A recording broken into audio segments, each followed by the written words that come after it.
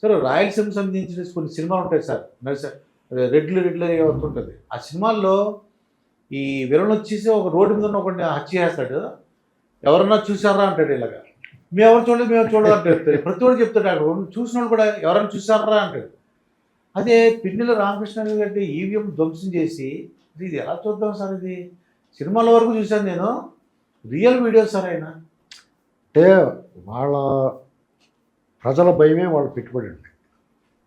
యాక్షనిస్టులైనా రౌడీలైనా ఈ అరాచకం చేసేవాడు ఎవరికైనా సరే వాళ్ళ పెట్టుబడి, వాళ్ళ దూకుడి బలం ఏంటంటే ప్రజల భయం.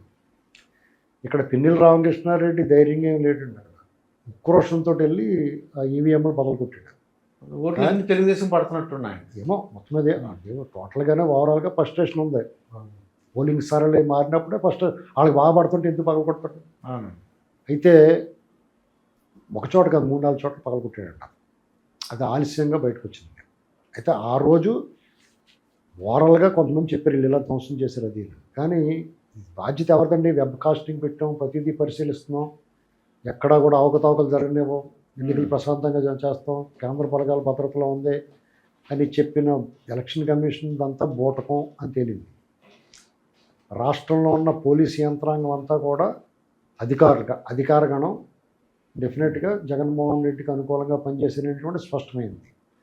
వీళ్ళందరినీ ఎలక్షన్ కమిషన్ కొంతమంది అధికారులను ట్రాన్స్ఫర్ చేసినా మళ్ళా జే గ్యాంగ్లో మనుషులనే పెట్టేది జవహర్ రెడ్డి అనేటువంటి స్పష్టంగా తెలిసిపోయింది. పిన్నెల రామకృష్ణారెడ్డి అలా బరితెగించి ఒక పోలింగ్ బూత్లోకి, మాచర్ల నియోజకవర్గంలో పోలింగ్ బూత్లోకి ప్రవేశించి బదలు కొట్టాడు. అక్కడ ఎలక్షన్కి సంబంధించిన సిబ్బంది, ఎన్నికల సిబ్బంది ఏం చేస్తారు పాపం, పోలీసులు కూడా ఉంటాడండి, పోలీసులు కూడా ఉన్నా వాళ్ళు ఏం చేయలేకపోయారు. కానీ టీడీపీ కార్యకర్త తిరగబడి ఒకటి పీకేడు. అదే ఊపులో ఆయన పట్టుకోకపోతే పిన్నెల రామకృష్ణారెడ్డి కూడా పీకేసి కూడా అది విషయం ఈజీ కనపడుతుంది, స్పష్టంగా తెలుస్తుంది. అనిపించింది. పిన్నెల రామకృష్ణారెడ్డి వార్నింగ్ ఇచ్చుకుంటూ వెళ్ళాడు. ఆ రాత్రి వెళ్ళి అతను బుర్రలు బదులు కొట్టారు, వాళ్ళ ఇంటి మీద దాడి చేస్తారు, 1000 మందిని తీసుకెళ్ళాడు ఆ ఊరికి. అప్పుడు తిరగబడి వాళ్ళని వీళ్ళు రివర్స్ అయ్యారు మాచర్లలో. అతను హౌస్ అరెస్ట్ చేసామని చెప్పారు పోలీసు. హౌస్ అరెస్ట్ చేసినోడు హైదరాబాద్ ఎందుకు వచ్చాడు, ఎలా వెళ్ళాడు, దీనికి సమాధానం చెప్పాల్సింది ఖచ్చితంగా పోలీసులే. నెక్స్ట్ ఇంకోటి ఏంటంటే ఆ పోలింగ్ సిబ్బంది మరి కంప్లైంట్ ఇవ్వాలి కదా, ఈవీఎం మిషన్ పగలగొట్టాడు, స్టేట్ ఎలక్షన్ కమిషన్ కంప్లైంట్ ఇవ్వండి ఇలాగ ధ్వంసం చేశారని చెప్పేసి. ఎవరు చేశారో వాడు తెలియదా ఆ క్యాండిడేట్ అని. అతను రాగానే లేచి నిలబడ్డాడు కదా, అతను ఎవరో ఏంటో తెలిసే కదా లేచి నిలబడ్డాడు. పైగా 3-4 వేసుకుని లోపలికి వచ్చాయంటే ఆ పోలీసు ఏం పీకుతున్నాడు బయట అనగా. సెక్యూరిటీ ఉంటుంది కదా, కొంతమందిని కారు దగ్గరికే రానివ్వలేదు, కొంతమందిని అలా ఎలవ చేయలేదు, రకరకాల ఆంక్షలు పెట్టినప్పుడు అతను లోపలికి వెళ్తూ రానిచ్చాడు. సరే అక్కడ ఉన్న పోలీసులు కూడా భయమో లేదంటే ఏదో రకమైన ఒత్తిడిలో ఉండొచ్చు. సరే వచ్చినప్పుడు చూసుకుని పోవాలి, కానీ దాన్ని పగలగొట్టినప్పుడు ఏదైనా సరే ఆ సిబ్బందికి బాధ్యత. వాళ్ళు ఆపలేకపోవచ్చు. అతని పశుబలం ముందు, అతని దౌర్జన్యం ముందు, అతని రౌడీజం ముందు వీళ్ళు ఆగలేకపోవచ్చు. కానీ తదనంతరమైనా అతని కంప్లైంట్ ఇచ్చి అవకాశం ఉంది కదా, ఎందుకు ఇవ్వలేదు? వాళ్ళు సమానం చెప్పాలి కదా. గుర్తు తెలియని వ్యక్తులు ధ్వంసం చేశారని చెప్పారు. మరి గుర్తు తెలియని వ్యక్తులు ధ్వంసం చేశారు అనగానే ఆ గుర్తు తెలియని వ్యక్తులు ఎవరో అని పోలీసు వాళ్ళు ఎంక్వైరీ చేయాలి, ఎలక్షన్ కమిషన్ కూడా చూడాలి. చూసినప్పుడు ఈడు మోహం కనపడుతుంది వెళ్ళాడు కదా పిన్నెల రామకృష్ణారెడ్డి. అది చూసినప్పుడన్నా అతని కేసు నమోదించాలి. వాళ్ళు 10 రోజులు అయింది.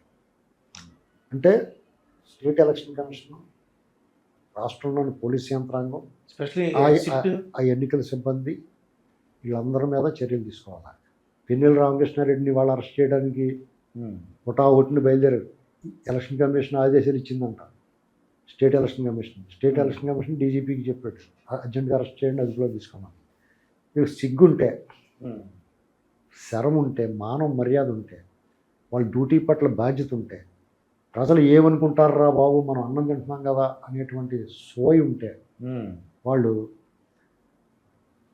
ఇలా ఈ గ్యాంగ్ అందరినీ పెట్టిన చీఫ్ సెక్రటరీ జవహర్ రెడ్డి మీద, అక్కడున్న జిల్లా ఎస్పీ మీద ఆల్రెడీ ఆ ముందు రోజే వచ్చిన ఎస్పీని తీసేశారు, అతని మీద నెట్టేశారు ఈ కారణం అని. అక్కడ ఎస్ఐ సిఐ ఈ దొండిపాళెం గ్యాంగ్లో వాళ్ళు అందరూ వీళ్ళందరినీ అర్జెంటుగా డిస్మిస్ చేయాలి, సస్పెండ్ చేసి ఇంటికాడ కూర్చో జీతం ఇస్తాం అనుకుంటున్నాం. డిస్మిస్ చేయాలి, సర్వీస్ నుంచి రిమూవ్ చేసి వాళ్ళకి మళ్ళీ ఇంకో చోట ఎక్కడన్నా బ్యాంకులో సెక్యూరిటీ గార్డ్ కింద కూడా పనిచేయడానికి అవకాశం ఉంది. ఇప్పుడు రిటైర్డ్ మిలిటరీకి, ఎక్స్ సర్వీస్ మెన్కి లేదా పోలీస్ డిపార్ట్మెంట్లో పనిచేసిన వాళ్ళకి సెక్యూరిటీ డ్యూటీలు ఇస్తారు, బ్యాంకుల్లో ఇస్తారు, కొన్ని కంపెనీల్లో సెక్యూరిటీ ఆఫీసర్ కింద ఇస్తారు, రకరకాల జాబ్లు వస్తాయి. ఆ అవకాశం కూడా ఇవ్వదు. ఎందుకంటే వాళ్ళు నేర చరిత్ర ఉన్నవాళ్ళు, నేర స్వభావం ఉన్నవాళ్ళు, అటువంటి వాళ్ళు క్వారంటైన్ చేయాలి, సమాజం నుంచి దూరంగా పెట్టాలి. అర్థమైందండి? కుదిరితే జైల్లో పెట్టాలి. వాళ్ళ కుటుంబం ఏమైపోద్దో డెఫినెట్గా కుటుంబం పోతుంది. మరి కుటుంబం గురించి ఆలోచించాలి కదట. ఇప్పుడు తన గురించి ఆలోచించుకుని ఎదుటో ప్రజలు ఇప్పుడు మన రాష్ట్రం ఏమైపోద్ది ఇలాంటి అరాచకం చేస్తాం, మళ్ళీ జగన్మోహన్ ఇలాంటి దుర్మార్గాలు చేసి ఇప్పటికే సర్వనాశనం అయిపోయింది కదా అంటే అసలు బాధ్యత లేని వ్యక్తులు. సమాజానికి హానికరమైన మద్యపానం, ధూమపానం ఎలాగైతే ఆరోగ్యానికి హానికరమో ఇటువంటి అధికారులు ఇలాగ విష ప్రచారాలు చేసేవాళ్ళు కూడా సమాజానికి హానికరం. కాబట్టి ఈ మత్తు పదార్థాలను ఎలాగైతే మనం డ్రగ్స్ని ఎలాగైతే నివారించాలి అని మనం కఠినంగా వ్యవహరిస్తున్నారో, చట్టాలు అవి ఎలా ఉన్నాయో వీళ్ళని కూడా అలాగే చేయాలి. ఇప్పుడు పిన్నెల్లి రామకృష్ణారెడ్డిని అరెస్ట్ చేసి ఏం పీకుతారు ఏంటండి? ఎందుకంటే ఆ భయం పెట్టాలి కదా. ఫ్యూచర్లో ఎవరు చేయకూడదు. ఇప్పుడు వీళ్ళందరి మీద చర్యలు తీసుకుంటే రేపు కౌంటింగ్ నాడు కూడా ఒళ్ళు దగ్గర పెట్టి పనిచేస్తారు. రేపు ఇంకా కౌంటింగ్ అనేటువంటి ఇంకా పెద్ద ఇది ఉంది కదా. వీళ్ళు ఎలాంటి వాళ్ళు? గత స్థానిక సంస్థల ఎన్నికల్లో చూసే, ఉప ఎన్నికల్లోనూ స్థానిక సంస్థ ఎన్నికల్లోనూ వీళ్ళ అరాచకం ఎలా ఉందో ఈ ప్రపంచం నివ్వెరపోయేలా చూపించారు. యునానిమస్గా అంటే ఎలక్ట్ అయ్యేటువంటి ఎలా అయ్యాడో అర్థం అవుతుంది. ఇప్పుడు అయినా సరే అన్ని ఖండాలు దాటుకుని నిలబడి ప్రచారం చేసుకుని ఎలక్షన్ వరకు వచ్చిన వాడికి లైట్లు ఆర్పేసి ఫలితాలు ప్రకటించారు. లైట్లు ఆర్పేసారు. కౌంటింగ్ గెలిచిన కూడా గెలవలేదని చెప్పారు. పెద్ద పెద్ద యుద్ధం జరిగిపోయింది కొండపల్లిలోనే. అక్కడ చూడండి మైలవరం కాన్స్టిట్యున్సీలో అంత దారుణం చేశారు. ఆఖరికి మొన్న ఎమ్మెల్సీ ఎన్నికల్లో, పట్టభద్రుల ఎమ్మెల్సీ ఎన్నికల్లో కూడా అనంతపురం సంబంధించి ఆయన గెలిచిన తర్వాత కూడా డిక్లరేషన్ ఫారం ఇవ్వడానికి ఇంటికి వెళ్ళిపోయింది కలెక్టర్. అసలు వీళ్ళు ఎక్కడి నుంచి వచ్చారు, వీళ్ళు ఏంటి, వీళ్ళు వ్యవహారం, వీళ్ళని ఇదేంటని అడిగేవాళ్ళు లేకపోవడం అనేటువంటి దురదృష్టకరం. ఇవన్నీ ఒక ఎత్తు అయితే ఈ దేశం కూడా, ఈ దేశం ఆంధ్రప్రదేశ్ ఈ దేశంలో అంతర్భాగం కదా.